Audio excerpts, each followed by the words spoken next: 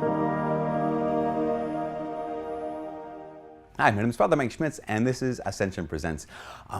So kind of in this season right now where I have had a lot of opportunity to do marriage preparation with couples and a lot of opportunity to actually witness their weddings, and which is just a phenomenal experience.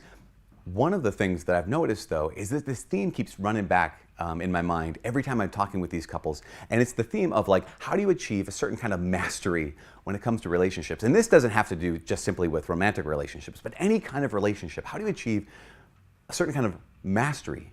That term, to be a master in the relationship versus a disaster in the relationship, comes from a guy named Dr. John Gottman. He's I don't know, some kind of doctor. And so he brought in these couples, this is years ago, he brought in these couples and he had them have a conversation with each other, and he filmed it, recorded it, but he also hooked them up to a blood pressure monitor, to a heart rate monitor, and to something that measured their level of perspiration on their skin. And he asked them to have a conversation about a shared memory that they had with each other.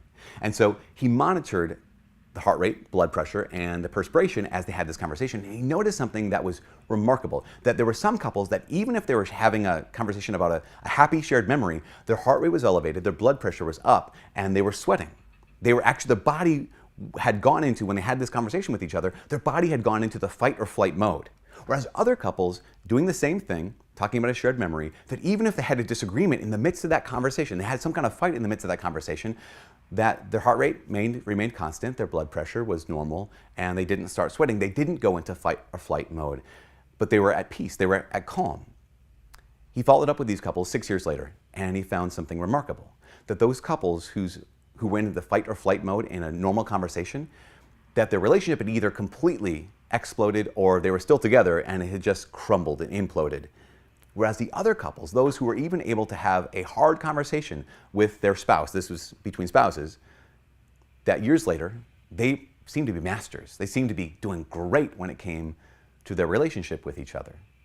And one of the things that he recognized was that what was missing in those couples who were disasters was the exact thing that those couples who were masters had. And that one thing was trust. Now, you might find yourself in a situation, regardless of whether it's a romantic relationship or a relationship between family members or good friends, where you're like, man, we're kind of disasters.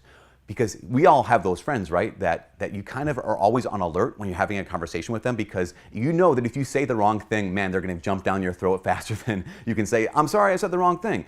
Because they're always looking for that, that place to dig. So you don't have any trust. So you're on alert. How do you regain trust? Well, there's another doctor who did a study in 2006 where she, again, same kind of thing, monitored these couples and kind of just watched how they interacted with each other on a regular basis. She watched them over the course of a day. And one of the things she noticed was that trust was not built in one moment, but trust was built or destroyed over a series of moments. And those moments are completely benign. Because we think sometimes, like, to have a happy relationship, a holy relationship, a healthy relationship, you've got to have, like, heroic love and heroic patience and heroic forgiveness. And this other doctor said, actually, it's not that complicated. It's much more simple than that, and it's not heroic, it's incredibly commonplace. Here's what she noticed. So the wife comes home, and she walks in the door, and the husband's reading the newspaper, something like this, watching TV, playing video game. She says, the woman at the bank was so mean to me today. Now, the husband has one of 4 possible responses. He can have this active, destructive kind of response, where he can look up and say, well, you must have done something wrong because people aren't just mean for no good reason. That's active destructive, or destructive active. She could also have a destructive passive, which is just completely ignoring it. She comes in, the woman at the bank was incredibly rude to me today, and he's like, oh, it's going to rain tonight, I think. Just completely ignores it. So this, passive destructive kind of comment. Now, he also could have a passive constructive type comment, where he's reading his newspaper, passive constructive. She says, someone was so mean to me at the bank today, and he's just like, well, that stinks, and moves on. Passive constructive is not, now, connection doesn't happen in any one of those, because either it's ignored, I'm accusing you of something, or I'm just kind of like, oh, interesting, and go back to my thing. There's a fourth way, and that fourth way is active constructive, or constructive active, one of the two. Where she says, someone was incredibly mean to me at the bank today. And he puts down his newspaper and says, oh my gosh, what happened? Tell me about it. He basically gives her his attention. What they found, this doctor found, she found that couples that only responded with the passive constructive response 30% of the time were disasters.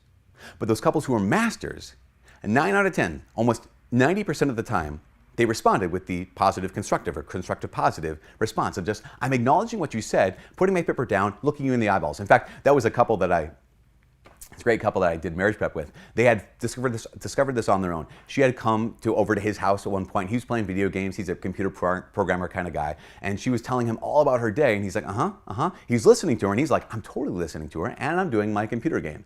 And at one point he gets up and goes into the kitchen and she stops talking. And he says, wait, no, keep talking to me. She's like, why? You're not even listening. And they had this big fight. And at the conclusion of the fight, they realized, they came to the agreement. They said, okay, when I come over to your house, the first 15 minutes, I just need eyeball time. I just need eyeball time from you. Just put whatever it is you're doing down as soon as you can and just look me in the eye so I know you're paying attention to me. That's active constructive. And what is that? That's not heroic. It's not heroic love. That's not heroic forgiveness, not heroic patience. It's just everyday kindness. The real simple word is they were polite. They were polite. Some of the last people that we're polite with are the ones we live with, are the ones we're called to love the most. And I think one of the reasons why is because I want to go the heroic route, but God's calling me to just do the humble thing, which is, okay, be kind to the people you live with. Be kind to the people you live next to.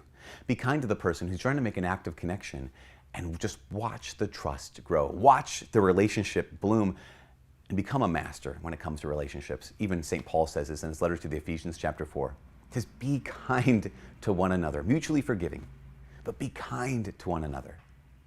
It goes so far. From all of us here at Ascension Presents, hopefully that's good news. This is Father Mike. God bless.